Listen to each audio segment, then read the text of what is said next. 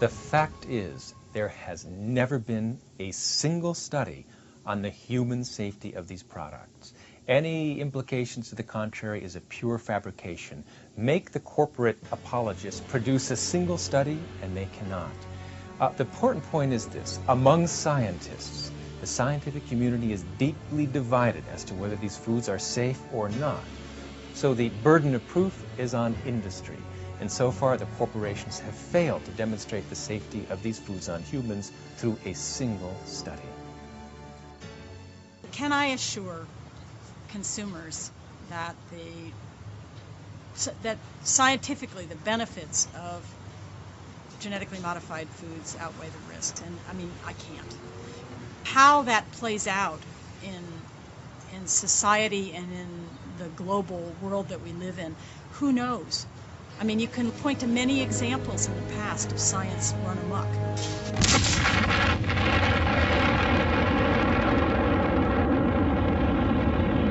They very well know that most people wouldn't buy it.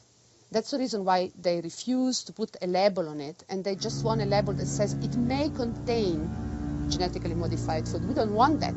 We want something that tells us it does not contain genetically modified food. It never got in touch with genetically modified elements through the process of production. Well, Europeans basically are ahead of Americans in the sense that they decided several years ago that they didn't want anything genetically altered in their food supply. And we've seen very significant protests in the United Kingdom, in France, increasingly in Germany and other parts of Europe. I think we need to look at the history of Monsanto to see what they have to contribute. They were the big producers of DDT in the United States, which turned out to be a mistake. Producers of Agent Orange, the defoliant used in Vietnam, which the Vietnamese people are still paying a price for in births of deformed babies and so on. Producers of BST additive in milk in America, which has caused so much controversy. And now they're producing a soybean, which they tell us is safe. And looking at their record, I'm not convinced. From science and politics to culinary culture and food safety, the issues that surround genetically engineered food affect everyone. When scientists are radically divided and many governments are failing in the arena of food safety, people around the world want to be more informed to understand the issues. People want assurance that the food they're eating is safe. What is this new DNA-altering technology?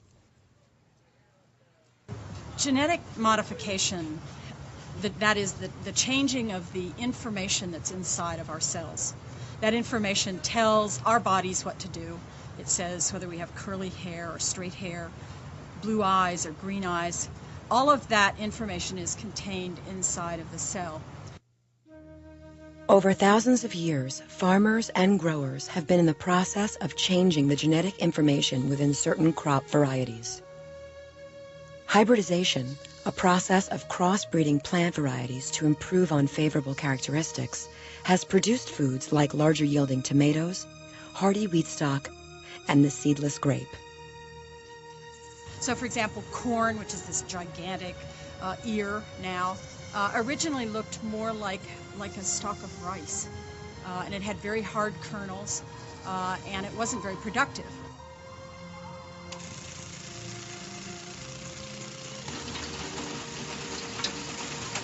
Some of the best varieties of canola and wheat have been developed by farmers, not by research or scientists. Scientists took, or research people took, the original seeds from farmers and maybe further improved on them. But the basic development was done by farmers. Traditional methods of crossbreeding plant varieties to improve on favorable traits include manually splicing plants together and cross-pollination, which can be applied or may occur naturally.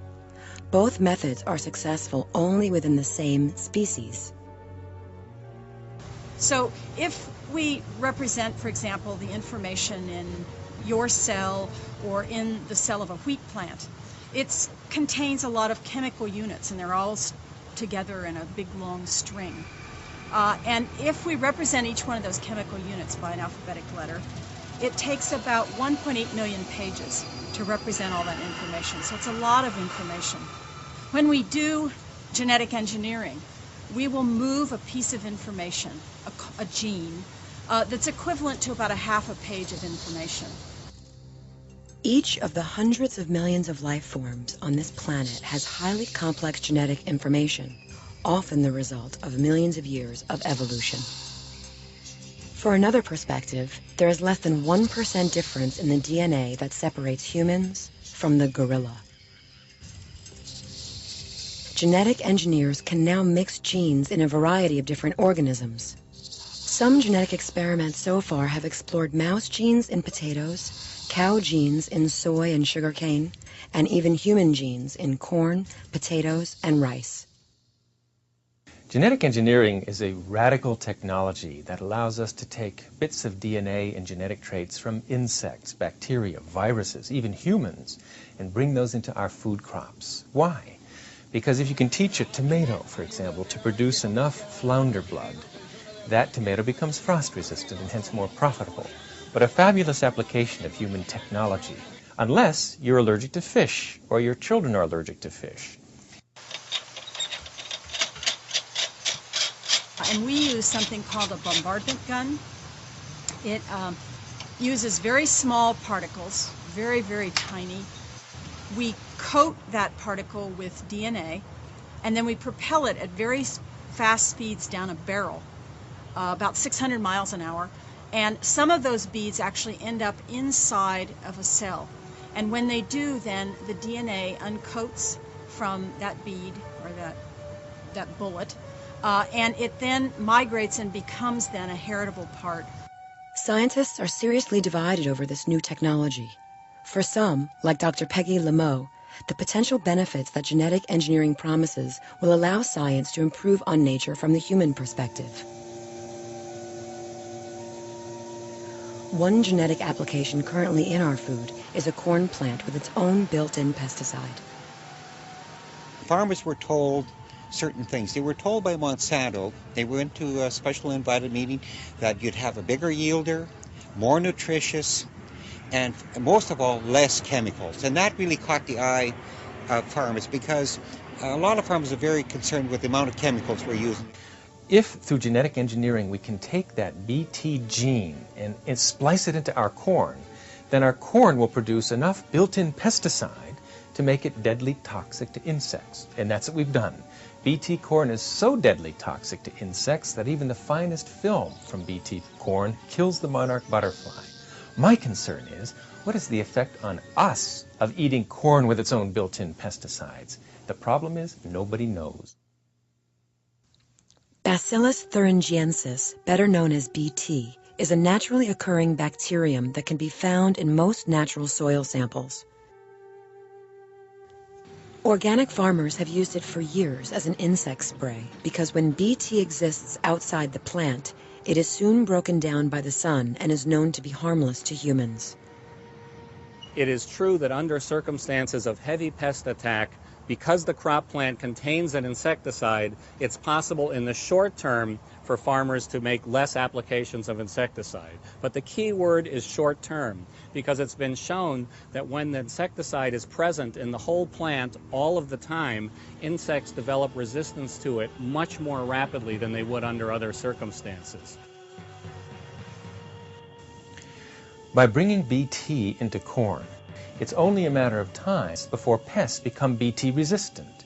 And the moment pests become resistant to Bt, farmers and organic farmers will have lost one of their most effective pesticides, natural pesticides against pests, and that is Bt. So we're tipping nature out of balance. We're using natural pesticides where they are unnatural. And certainly over time, just as with antibiotics, we're going to develop drug-resistant pests.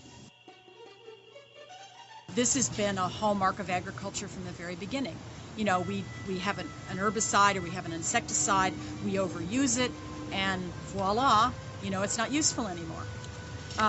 Do I think it's going to happen in this instance? Yes, I do. Do I know when? No.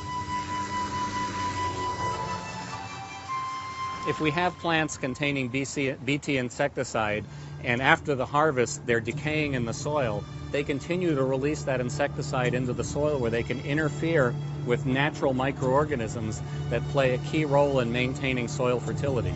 So there's a lot of unknowns with these insecticide-containing plants. A more immediate concern to consumers is just what effect eating corn with a built-in pesticide will have on people. The problem is nobody knows. There is no human safety testing that has ever been done on BT corn or any other GE food, so we, the consumers, are being used as guinea pigs in this biotech nutritional experiment. Perhaps the greatest claim of the biotech food corporations to date is that the new genetic technologies will end world hunger. By creating superfoods like golden rice, which is a rice enhanced with vitamin A for added nutrition, they claim the GM food creations will wipe out hunger. Other genetically engineered crops known as functional foods will be engineered with built-in vaccines, vitamins, and other supplements for human health and nutrition. They will be, enhancements in human nutrition, animal nutrition. They will be, new and different approaches for disease, of course. But stress tolerance, building plants that can grow in high salt areas or that can grow in cold areas or in, very wet areas, all kinds of stresses. Plants that have higher yields, plants that utilize less fertilizer.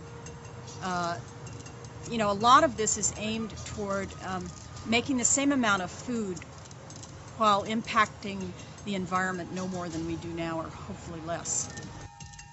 Farmers are told less chemicals. It caught their eye because we realized that we were just using too much chemicals over the last 50 years. Our water is contaminated, our ground is contaminated with tons and tons of chemicals. And we saw what it was doing to our deer. We found dead deer, dead rabbits, dead geese in our fields. And we knew, because farmers, we worked so close with nature, and we knew the damage we were doing to the environment. The most widely used transgenic application is for herbicide tolerance. 75% of genetically modified crops in the year 2000 were engineered to be herbicide resistant. Agrochemical and biotech corporations produce the DNA, the seeds, and the chemical herbicides that are developed and sold as a package.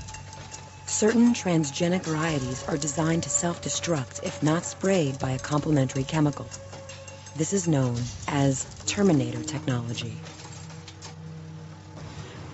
The other areas where I see incredible benefits in the future are using plants to make alternative sources for oil, for example, because plants are our most renewable resource. And what are we going to do when our non-renewable resources are gone? We have to have other ways. So if you can, for example, engineer plants to make industrial oils, to make gasoline substitutes, to make plastics, then it provides a renewable source of these kinds of materials. And these things have been done. They're in various levels of being developed as product. If we consider the crop varieties that are designed to tolerate or be resistant to herbicides, what we're really seeing is the battle between different chemical companies for market share in the herbicide market. Monsanto has its Roundup-ready crops, which tolerate the herbicide Roundup, which is a proprietary product of Monsanto.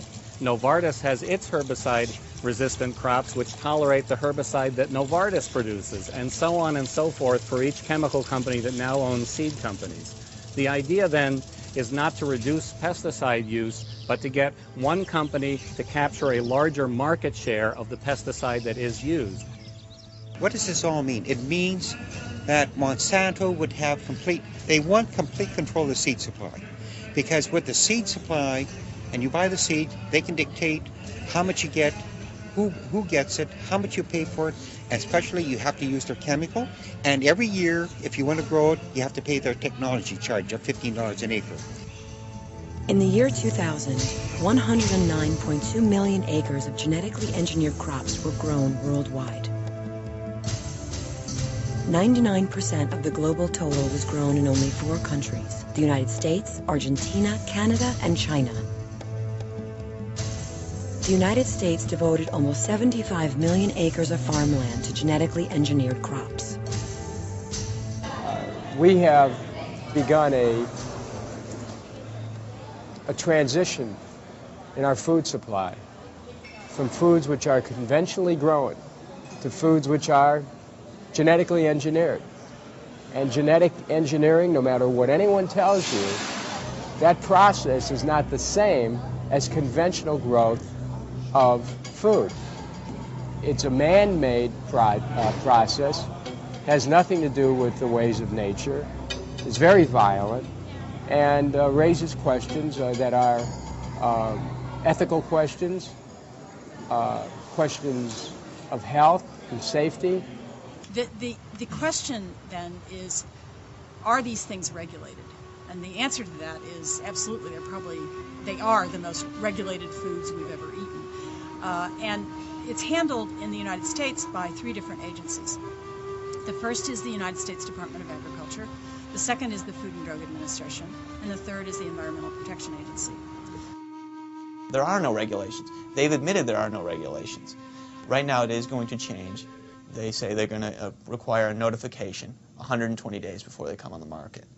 But that's it. They're still requiring, all the testing is still voluntary, certainly no labeling, no environmental review.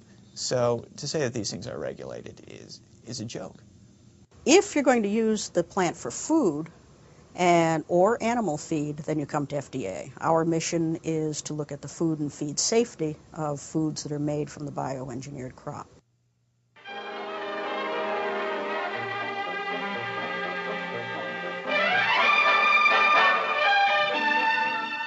It's also part of FDA's job to see that packaged food contains not only the amount stated on the label, but that the labeling is honest and contains other information that will help the consumer purchase wisely and well.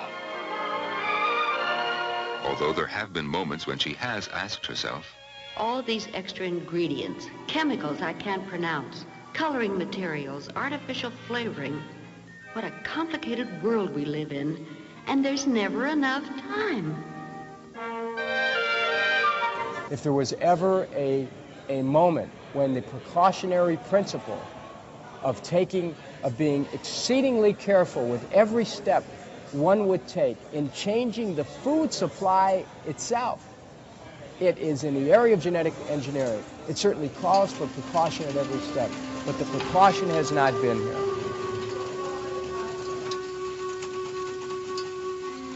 There is a lot of testing done on these foods, and I think the safety of the foods has been our primary concern. And since the late 80s, early 90s, when we first started looking at this, we worked up an approach and with developers to do appropriate testing to see, is there anything different about the foods? If there is there anything that would raise a safety concern?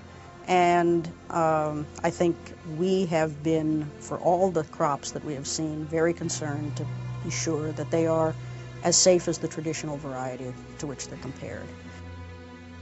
The health implications of genetically engineered foods are significant. Firstly, the possibility of toxic reactions to foods, like genetically engineered tryptophan, a health food supplement, an amino acid used for sleeping disorders.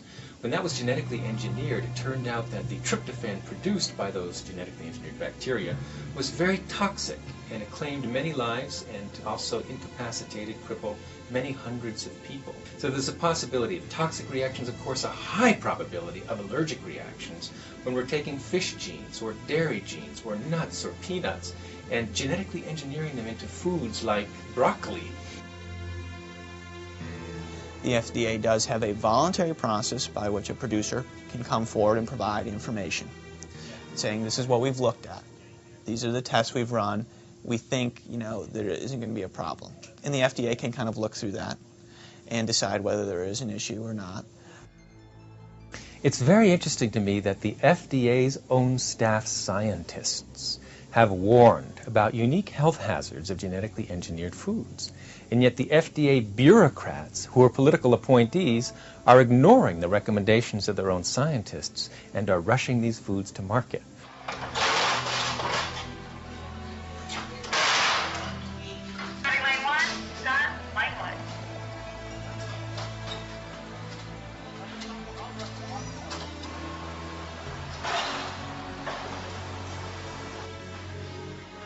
So we have a condition which is really adverse to the public interest, where corporations are in effect allowed to police their own industries are not required to divulge all of their backup research and data to prove their products, and where the government doesn't do it either. 340,908 acres of farmland in the United States in 2000 were planted with Starlink corn, a GM crop with its own built-in Bt pesticide. Although it was not approved for human consumption, the likely allergenic Starlink corn variety found its way into Kraft taco shells and Taco Bell food outlets, as well as another 300 brand-name food products throughout U.S. supermarkets. Kraft, the largest food corporation in America, was forced to recall 2.5 million boxes of the corn tacos, and the biotech industry lost many millions of dollars and a large portion of consumer confidence. The Starlink variety had a variety of the so-called Bt protein, which is a pesticidal protein. EPA, the Environmental Protection Agency, is the responsible party for approving the use of a pesticide in the food. In this particular case, they had given an approval for the use in animal feed, but had not yet approved it in human food, because they were asking for more information to ensure that this protein was not an allergen. And they based this on the good graces of Aventis, and Aventis saying, this is how we are going to make sure that Starlink does not get into the human food chain. They were supposed to have letters to all the farmers who used it. These are specific grain elevators you're supposed to take the corn to, etc. Well, they didn't quite do their job. Farmers had no idea. Elevator operators had no idea. They, the company who was producing it, put in place a system whereby farmers who grew the crop would be selling it for animal feed or for some other industrial uses, but not human food. As we all know, for one reason or another, and I'm not sure that anyone knows exactly how it happened, some of the Starlink crop did wind up in human food. So what's happened is, basically Aventis was, did not do its job. I think it's a glaring example of what happens when you allow self-regulation of an industry. You would think that there would be just a slowing down of the move into genetically engineered foods while these issues are checked out, but that's not happening. It's like push, push, push, market, market, market, sell, sell, sell, and worry about whether it's safe or it hurts the environment tomorrow. That's not a good way to treat the public. Because of all the unknowns, we as farmers demand a suspension of all further environmental releases and government approvals of genetically engineered seeds and agricultural products.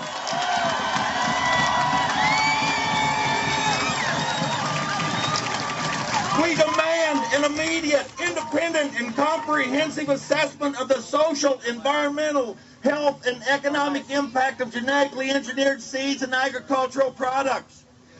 We demand a ban on the ownership of all forms of life, including a ban on the patenting of seeds, plants, animals, genes, and cell lines.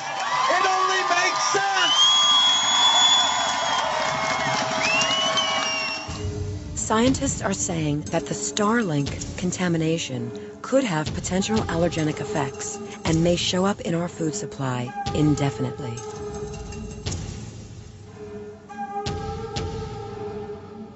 While it's possible to isolate genetic material in the laboratory and to examine the effects of these foods on human health, many scientists warn that the threat to the environment is greater still.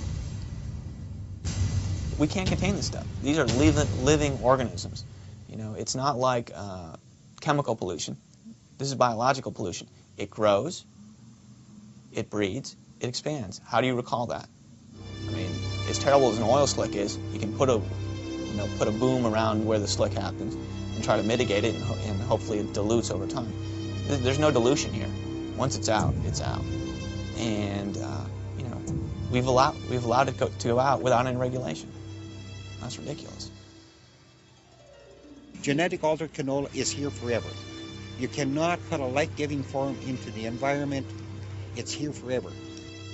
one seed can produce from 4,000 to 10,000 plants the following year. So that's how quickly it can spread. Farmers are experiencing a whole new set of rules with the introduction and cultivation of genetically modified food crops. Cross-pollination, or genetic drift, has long been understood and used by farmers to improve on particular traits within a species. Now, however, with all new classifications of foods, the farm industry must learn all new rules to accommodate the new plant species. Okay, genetic drift refers to the fact that genetic information from one plant, if it's compatible with it, if they're like species, genetic information can move from one to the other, mostly through pollen. And so genetic drift refers to that ability of pollen to move from one area to another.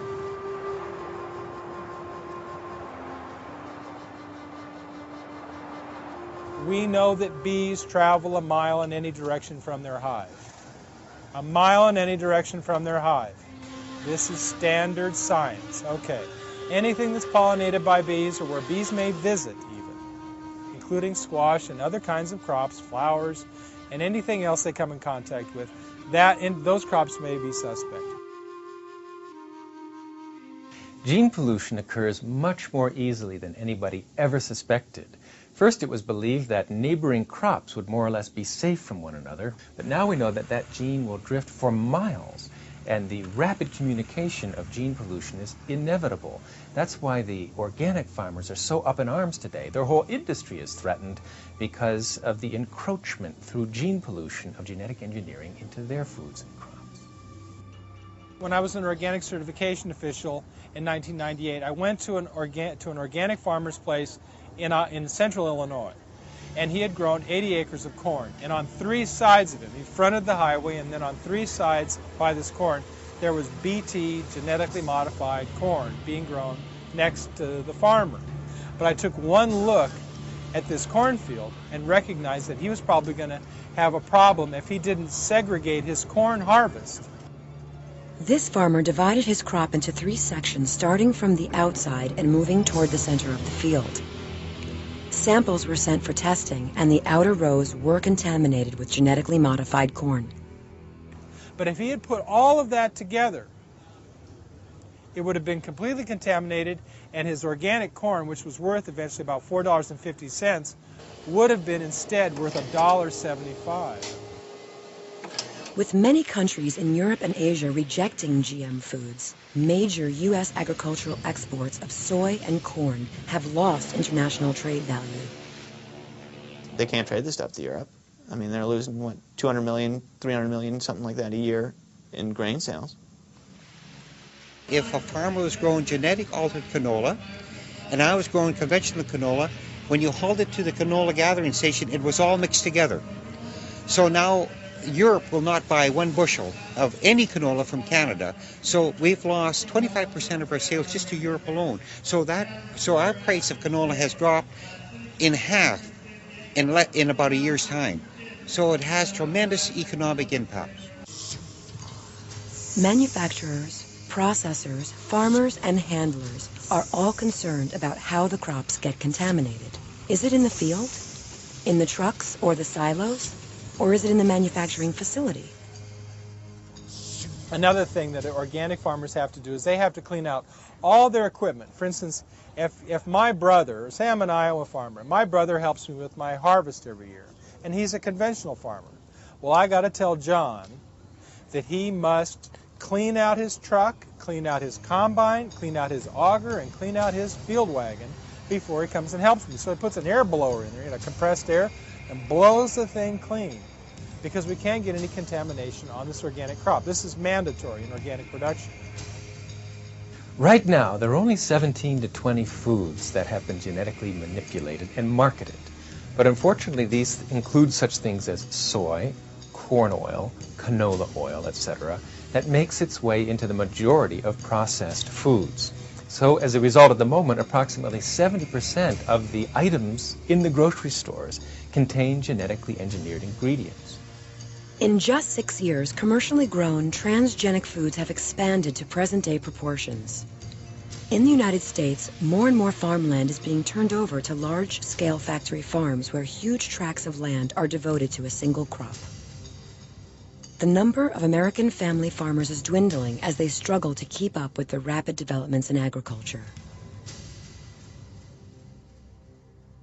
They are in charge of getting that corn or that wheat or that rice or whatever, their soybeans out of there and getting it in the truck and moving on. And it's go, go, go. Or they don't make money. So now all of a sudden someone says you got air below the combine? Or these poor guys that run these grain elevators in backscratch, Iowa, they're sitting there and here come all these trucks, and now you've got to ask the driver, is this a BT crop? Is that a conventional non-GMO crop? Until recently, isolating crops was not an issue in the farm industry. No systems have been established to separate or track specific crops in transportation or storage. So GM crops have arbitrarily been included with non-GM varieties. Eventually, the trucks were all given two kinds of placards to put into the windshield of the truck. GMO, non-GMO. And then some guy who probably didn't even know what GMO meant is supposed to direct these trucks. And it's pathetic. I mean, we're just not set up for it. 100 million acres and more planted last year, and the public has very little to say about it. I would say most Americans are not aware. The food they're eating is genetically engineered, and they're not aware that until perhaps they have a reaction to food and they can't figure it out. One of the main criticisms of the biotech industry is the charge that profits have taken precedence over all other considerations, including safety. As the chemical companies buy the seed companies and merge with grain trade corporations, we see the rise of food monopolies. These companies have patents on their seed and aggressively protect those patents, as one Canadian canola farmer recently discovered. He ruled that if I have a regular conventional canola seed or plant in my field, and it gets cross-pollinated by Monsanto's Roundup-ready canola plant from my neighbor or from whomever, my plant becomes Monsanto's property. Well, Monsanto illegally came onto his land, took some samples of his crop, tested it, and said, guess what? Your canola contains our DNA, our genetic material from Roundup Ready, and you're not signed to use our product. You're infringing on our patent. We're suing you. And they've sued him. And his defense is, I never used it. It basically blew into my field, and I'm countersuing you for polluting my field. I had been growing and developing canola for 53 years, and I had canola that was adaptable and resistant to some of the diseases in our area. I lost all that development because it got cross-pollinated, and their seed mixed in with mine, so it ruined all my research and development of my seed. I lost all those years of work. Well, biotech companies are trying to patent life itself, to make life a basic commodity like anything else. Raises troubling philosophical questions about human freedom. Essentially, Congress looked at this issue.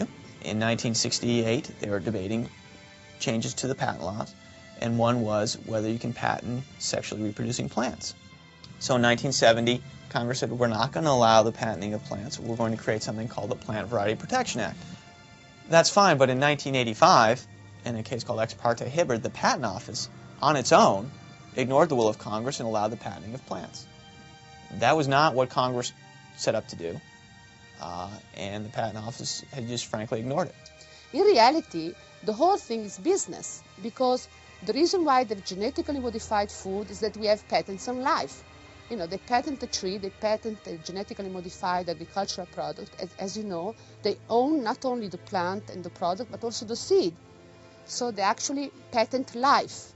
And we think that living matter should not be privatized. It should not be owned by anyone. It's owned by Mother Nature or God and all of us, you know. Environmental, health, and philosophical questions remain unanswered while the transgenic food products have made their way to market. As the new foods move around the world, governments and nations have had to address the issues. often by the force of public opinion. Grazia Francescato and the Green Party movement throughout Europe oppose genetically modified organisms in food and have placed pressure on the governments in Europe demanding the labeling of GM products. Many scientists say there is no risk, but we have now many scientists who are also saying let's adopt a precautionary principle because we don't know yet. And in Europe, especially after the mad cow disease, many public opinion is with us. Many people just do not want to eat genetically modified food. I want to paint what's happening here, this front line in a country where we've had huge success with the genetic engineering campaign, in something of an international context, just so that we can get some perspective, and also so we can realize how important these little struggles that we're having in rural areas in England are to the rest of the world. In the United States, the Industry Association there say that they hope that within 5 to 10 years, 90 to 95% of all plant food will be genetically engineered. And they're well on the way to achieving their desired outcome.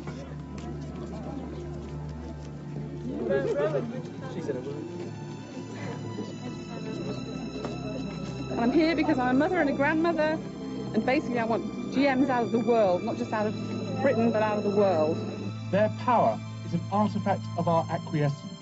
It's only because we've been too much asleep, because we haven't done enough to stop them, that they've been able to get as far as they have. It's only because the whistle wasn't blown early enough. It's because the whistle hasn't been blown often enough that they've got as far as they've got. But now we can set them back. We can set them back by causing trouble, and trouble is the only guarantor of our liberties. There is no perfect political state out there. There is no utopia, no safe shore. A democratic government is only as good as the capacity of its citizens to challenge it.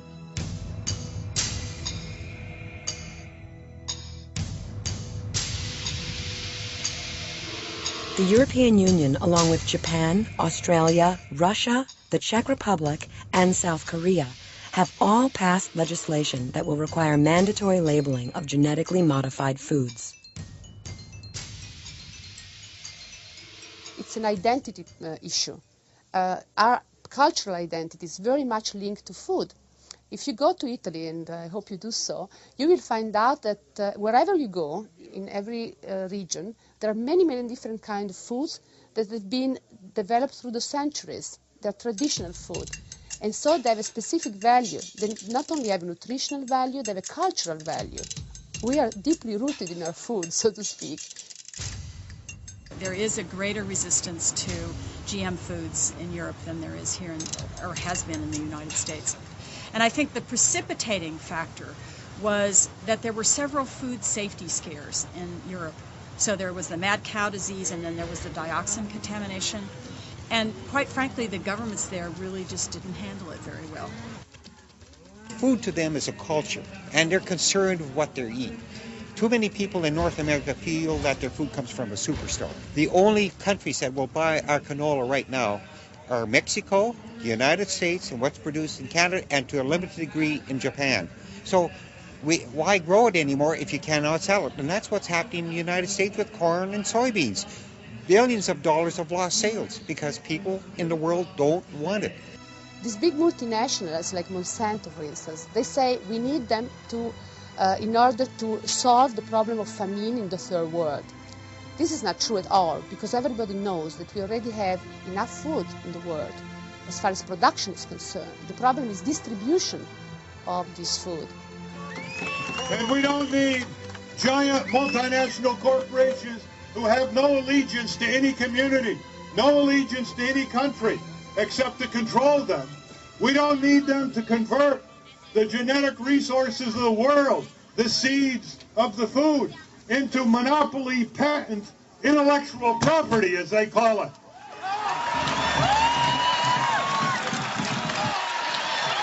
When we look at what the biotech industry is telling us about genetically altered food, they say that we should accept these products in our food supply because genetic engineering is the best way to end hunger. Now, while it's true that hunger is a persistent and growing problem around the world, we have a lot of questions about this argument that genetic engineering is the way to resolve it.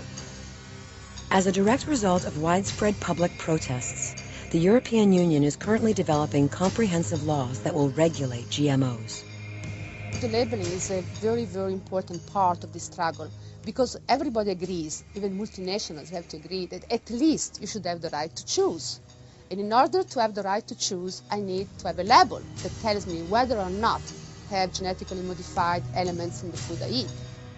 So what's the big deal? In fact, I just had someone say this to me last night. What's the big deal? You slap a label on something. And I mean, it's really true when you're thinking about apples or tomatoes, whole fruits. That's not so difficult.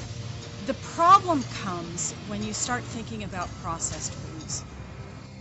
Monsanto says if you label the food, people might think it's unhealthy.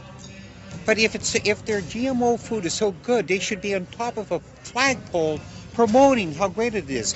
If Monsanto's GMO canola or corn or soybean is so great, they should be up there and just broadcasting. No labels are required, according to the U.S. Food and Drug Administration.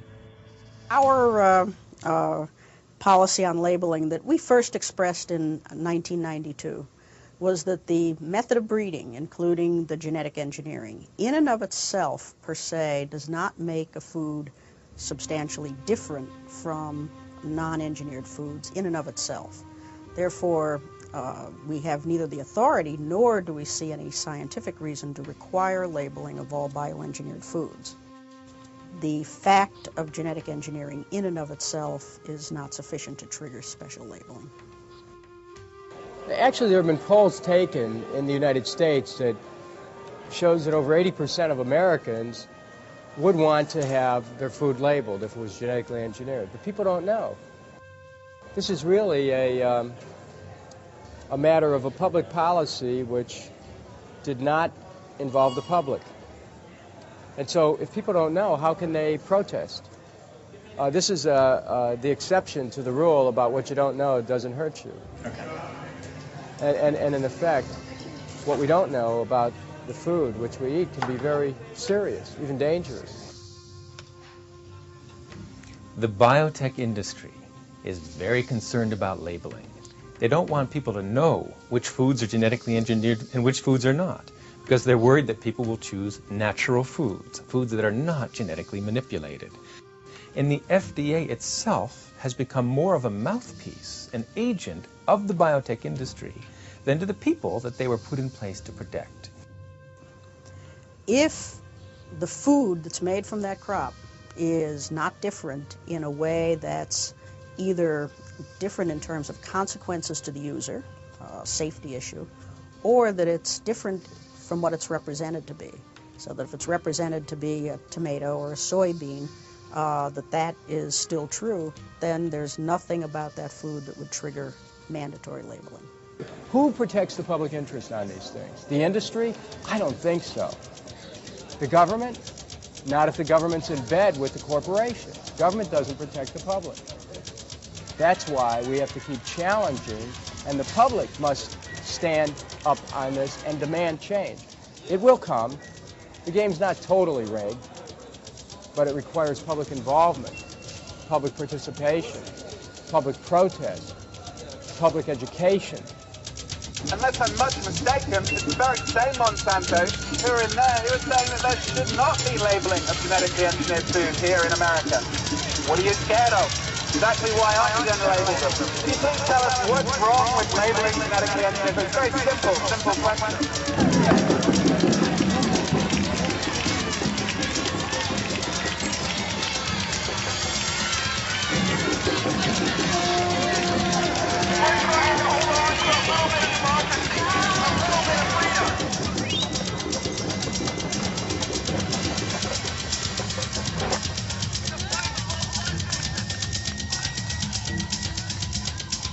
Public trust in governments and regulatory agencies has largely determined the acceptance of genetic foods to date.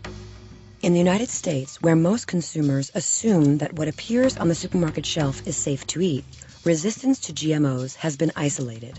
We really have to look for ways where we take the good elements of all the technologies that are out there. And biotech is just a small one. There are distribution problems, there are farm management problems, there's germplasm issues, all kinds of issues that really have to come together with people thinking about it in productive ways, about how to make our agriculture more sustainable. And the sooner we get to productive dialogue, the better off we're all going to be. If the consumer doesn't buy a product, why will a farmer raise it? Now, farmers are finding that out right now. Really, who's going to stop all of this? Will not be the farmer, will not be a chemical company, it's going to be the consumer. The alteration of our food supply through the genetic engineering of our food and the consequences it has for safety and health in the environment could become one of the most powerful social, political, and economic issues in the history of this country. That's how powerful it is. The controversy over genetically engineered foods continues to grow as more consumers become aware that GMO products are in the marketplace without what many critics believe sufficient safety testing. Meanwhile, news headlines like the Starlink corn contamination have put pressure on government regulatory agencies and the corporations using the new technologies to require mandatory labeling of all genetically engineered products. Finally, though, it seems that the future of GM foods will ultimately be decided by the consumer.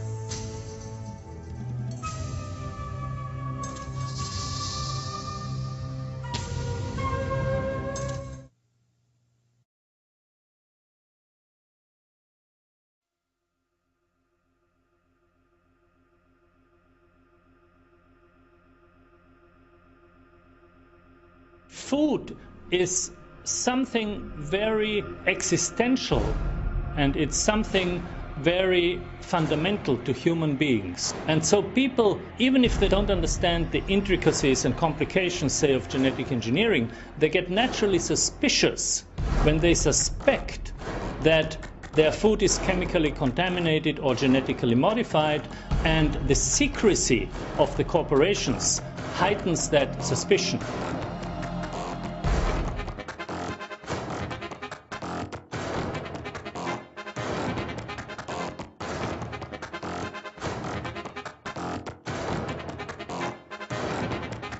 Farmers around the world are in trouble. Why are they in trouble? They're in trouble because there's too much food. There's too much, and it suppresses prices.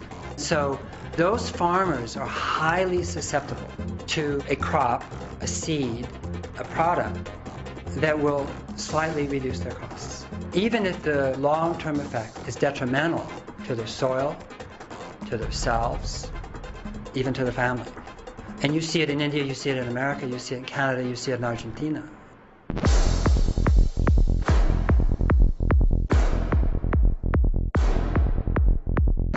Five or so agrochemical corporations control about 85% of the food, and what they want to do, in their own words, is gain control over the entire food chain, from the seeds to the table. Corporations are putting a gene from another species into germplasm to create characteristics or traits which are more desirable to whom? Well, in most cases, these traits are desirable to agribusiness. That is to say, companies who are mass producers of corn and soybeans. Generally, mass producers of food that goes to cattle to make meat. The danger of this is really unknown. Scientifically, we are on a threshold that we've never crossed before. We simply do not have the expertise to judge whether we know what we're doing or not.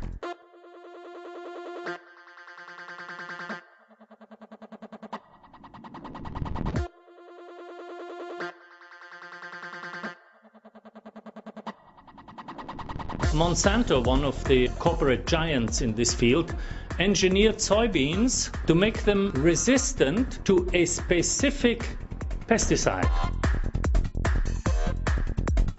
Now, it happens to be a pesticide sold by Monsanto, of course.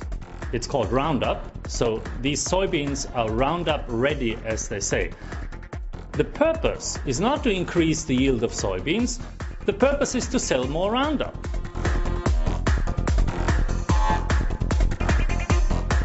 They have other crops that have a pesticide in them, and they want to sell these special seeds. Now they have patented the seeds, they sell them for inflated prices, they charge a technology fee on top of it, and then they have intellectual property rights so that farmers are not allowed to save the seeds or develop them as farmers have done for hundreds of years.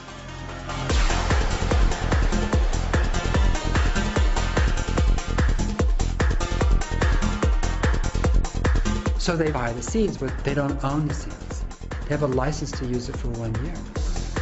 The next year they have to buy it again. So now they're just like somebody who's been enticed to use drugs and now has to form a relationship with their dealer, right? Who has the power in that situation? The dealer has the power.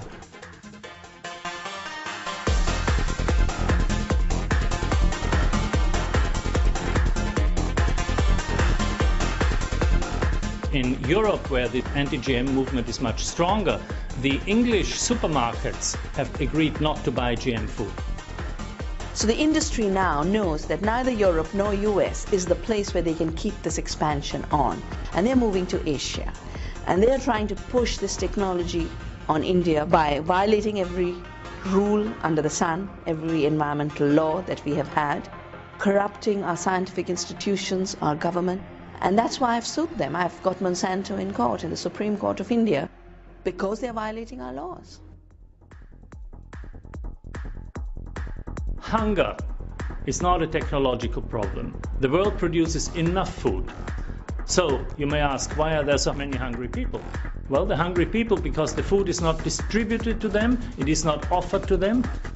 Hunger is a problem of food being concentrated in the hands of the rich and powerful and poor people not having access to them.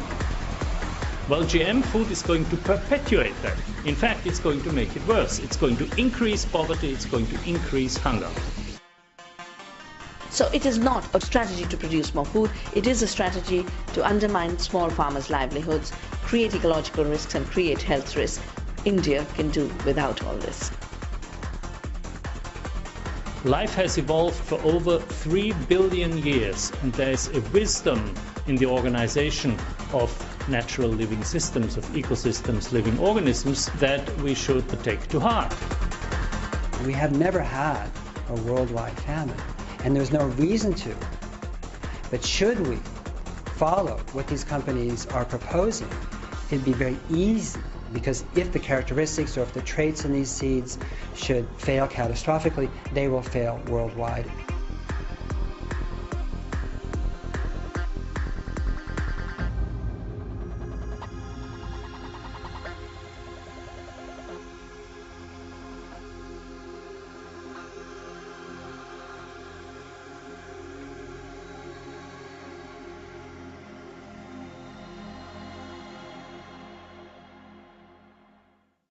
This is Gorilla News Network, and strength to all the young gorillas.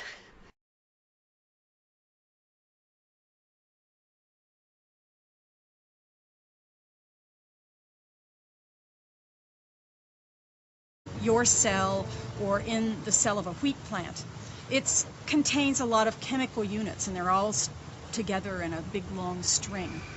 And if we represent each one of those chemical units by an alphabetic letter, it takes about 1.8 million pages to represent all that information. So it's a lot of information. When we do genetic engineering, we will move a piece of information, a gene, that's equivalent to about a half a page of information. Each of the hundreds of millions of life forms on this planet has highly complex genetic information, often the result of millions of years of evolution. For another perspective, there is less than 1% difference in the DNA that separates humans from the gorilla. Genetic engineers can now mix genes in a variety of different organisms. Some genetic experiments so far have explored mouse genes in potatoes, cow genes in soy and sugarcane, and even human genes in corn, potatoes, and rice. Genetic engineering is a radical... Who knows? I mean, you can point to many examples in the past of science run amok.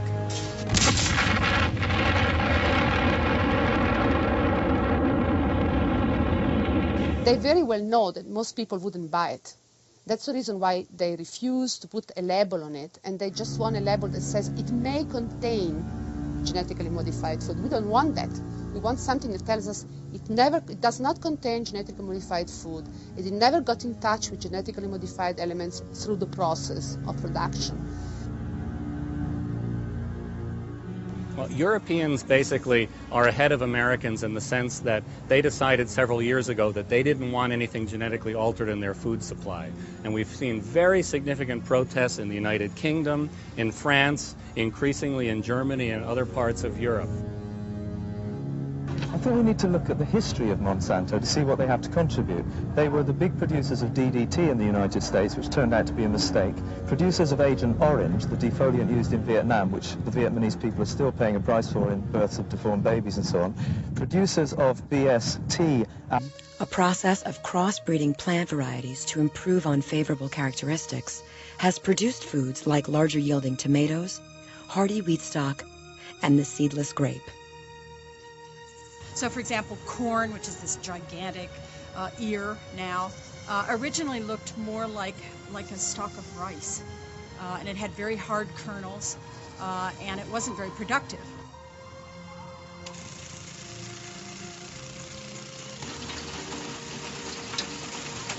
Some of the best varieties of canola and wheat have been developed by farmers, not by research or scientists.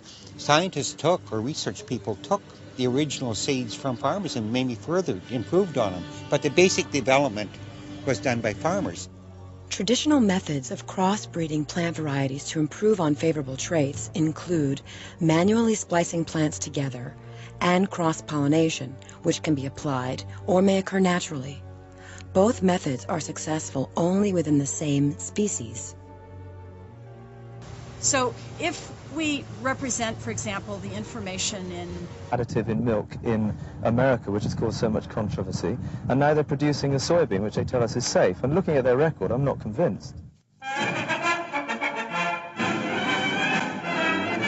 From science and politics to culinary culture and food safety, the issues that surround genetically engineered food affect everyone. When scientists are radically divided and many governments are failing in the arena of food safety, people around the world want to be more informed to understand the issues. People want assurance that the food they're eating is safe. What is this new DNA-altering technology? genetic modification, that is the changing of the information that's inside of our cells. That information tells our bodies what to do. It says whether we have curly hair or straight hair, blue eyes or green eyes. All of that information is contained inside of the cell. Over thousands of years, farmers and growers have been in the process of changing the genetic information within certain crop varieties. Hybridization.